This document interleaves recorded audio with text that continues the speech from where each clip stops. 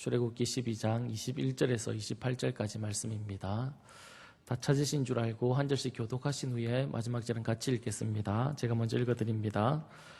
모세가 이스라엘 모든 장로를 불러서 그들에게 이르되 너희는 나가서 너희의 가족대로 어린 양을 택하여 유월절 양으로 잡고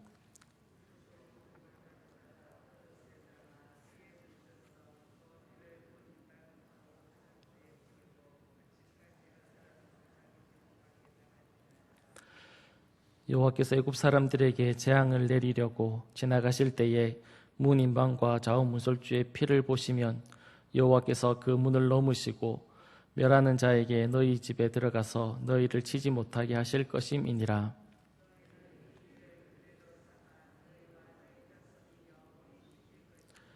너희는 여호와께서 허락하신 대로 너희에게 주시는 땅에 이를 때에 이 예식을 지킬 것이라.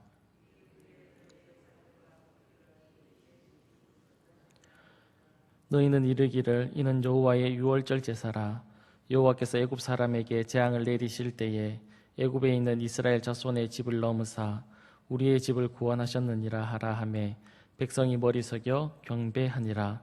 이스라엘 자손이 물러가서 그대로 행하되 여호와께서 모세와 아론에게 명령하신 대로 행하니라. 아멘. 오늘 본문의 말씀을 가지고 믿음으로 얻은 구원이라는 제목으로 말씀을 나누도록 하겠습니다. 우리는 계속해서 유월절에 관한 말씀을 보고 있습니다. 출애굽기 12장부터 시작해서 13장에 이르기까지 유월절과 무교절에 관한 말씀을 계속해서 기록하고 있는데 유월절과 무교절이라고 제가 이렇게 구분해서 말은 하지만 사실 유월절과 무교절은 이어져 있는 절기로서 하나의 절기로 봐도 무방하다라고 그렇게 생각이 됩니다. 오늘 본문은 애굽에 내리는 마지막 재앙, 장자의 죽음 재앙을 하나님께서 앞에 두시고 하나님이 이스라엘 백성들에게 어떤 준비를 해야 하는지 말씀하시는 본문인데 하나님께서는 이날을 기념하라고 그렇게 말씀하셨기 때문에 이스라엘 백성들은 유월절이다라고 해서 이 절기를 매년 지키고 있습니다. 이스라엘 백성은 마지막 재앙을 앞에 두고 하나님이 그들에게 어떤 준비를 해라고 했는지 이렇게 살펴보면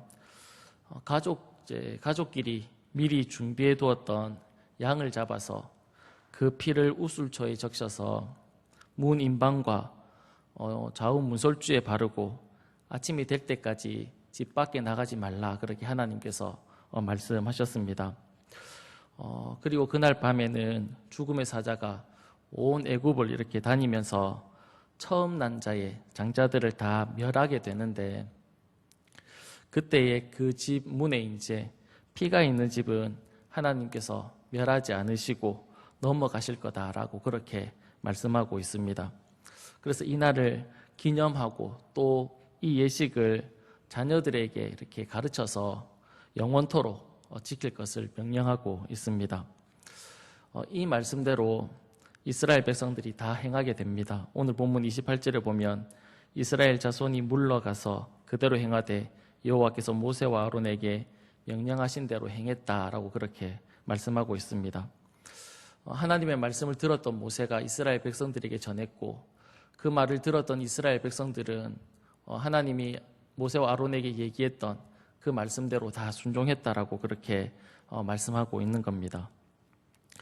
먼저 이스라엘 백성들이 양을 준비해서 그 양을 잡아 피를 문 인방과 좌우 문설주에 이렇게 바르게 되는데 무엇으로 이제 그 피를 문 인방과 좌우 문설주에 발랐냐면 우슬초라는 것을 사용해서 발랐다라고 그렇게 본문에서 말씀하고 있습니다. 본문 22절에 보면 우슬초 묶음을 가져다가 그릇에 담은 피에 적셔서 그 피를 문 인방과 좌우 문설주에 뿌리고 아침까지 한 사람도 자기 집 문 밖에 나가지 말라 그렇게 말씀하고 있는데 우슬초라는 것을 이용해서 어린 양의 피를 찍어서 이제 문 인방과 좌우 문설주에 발랐다라고 그렇게 말씀합니다.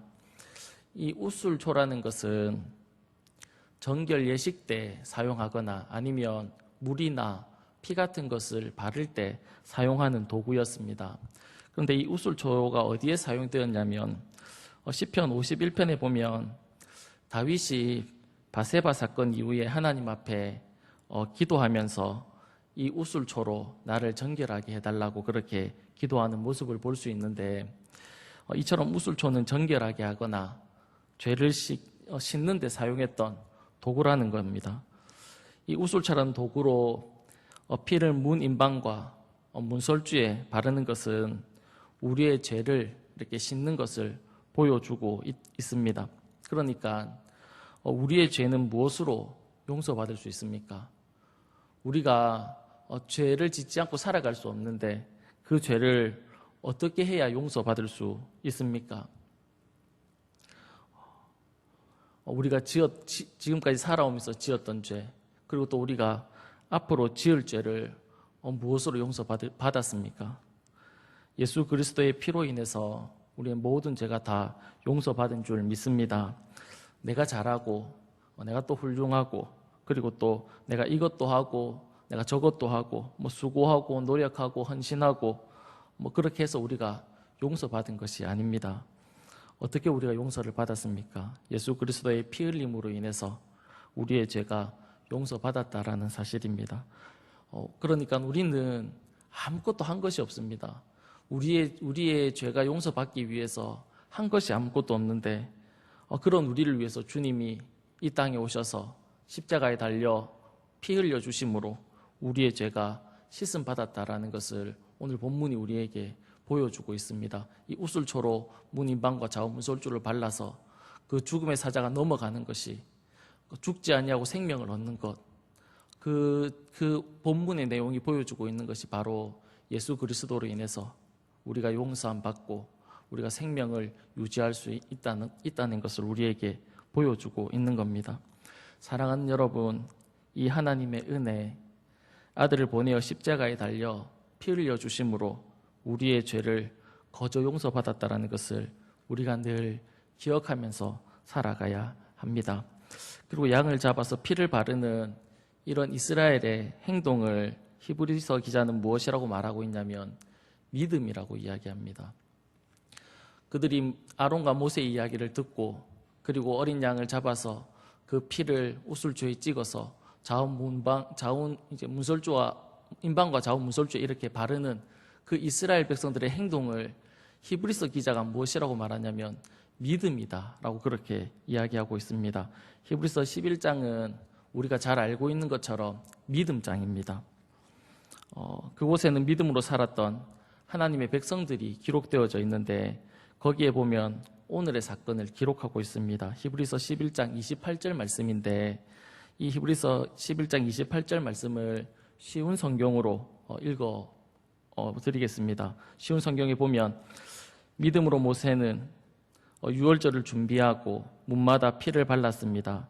이 피는 죽음의 천사가 이스라엘 백성의 만화들을 죽이지 않도록 하기 위해서 바른 것입니다. 그렇게 얘기합니다. 히브리서 11장 28절 시작을 어떻게 하냐면 믿음이다, 믿음으로라고 그렇게 시작하는 것을 볼 수 있습니다. 그러니까 그들이 어린 양의 피를 어린 양을 잡아서 그 피를 문의 임방과 좌우 문설주에 발랐던 그들의 행위를 어떻게 보고 있냐면 믿음으로 했다라고 그렇게 보고 있는 겁니다. 그러니까 그들이 하나님의 말씀을 듣고 그 말씀을 믿어 순종함으로 애굽의 모든 장자들이 죽는 그날 밤에 그들이 죽음을 피할 수 있었다라는 겁니다.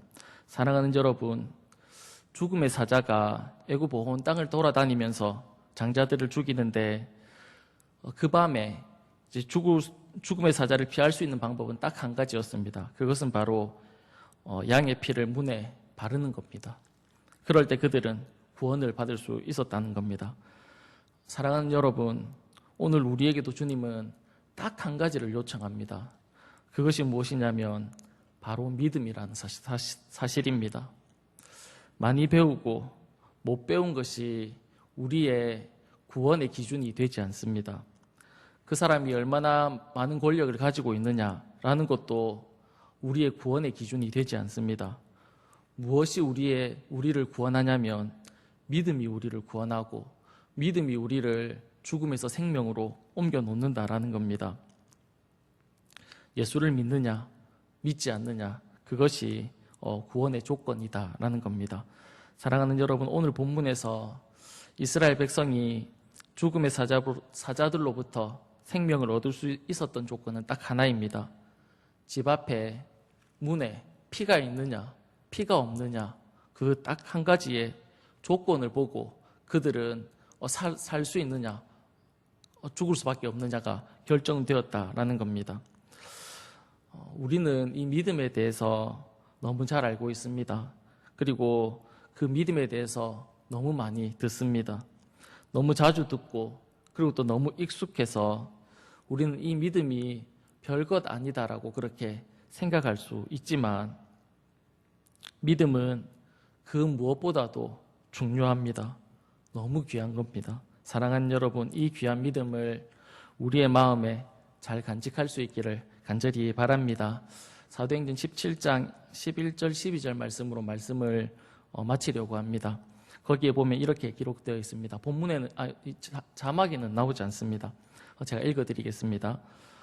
베레아에 있는 사람들은 데살로니가에 있는 사람들보다 더 너그러워서 간절한 마음으로 말씀을 받고 이것이 그러한가 하여 날마다 성경을 상고함으로 그 중에 믿는 사람들이 많았다라고 그렇게 말씀하고 있습니다. 하나님이 우리에게 주신 그 말씀을 늘 묵상했던 베레아 사람들은 그곳에 믿는 사람들의 수가 점점 더 많았다라고 그렇게 말씀하고 있습니다. 믿음은 들음에서 납니다. 하나님의 말씀을 듣고 하나님의 말씀을 읽고 하나님의 말씀을 묵상할 때 어떤 일들이 있었냐면 베레아 지역에 어떤 일이 있었냐면 하나님을 믿는 믿음의 사람들이 점점 더 많아졌다라고 그렇게 말씀하고 있는 겁니다. 사랑하는 여러분, 믿음은 너무 중요합니다. 그 믿음은 들음에서 납니다. 베레아 지역 사람들이 늘 하나님 말씀을 묵상함으로 믿음이 견고해져 갔던 것처럼 우리들도 그 하나님 말씀을 늘 가까이 하고 늘 묵상해서 믿음을 더 견고하게 세워가는 저와 여러분의 삶이 될 수 있기를 간절히 바랍니다. 이 시간 우리 다 같이 말씀 생각하면서 기도하도록 하겠습니다.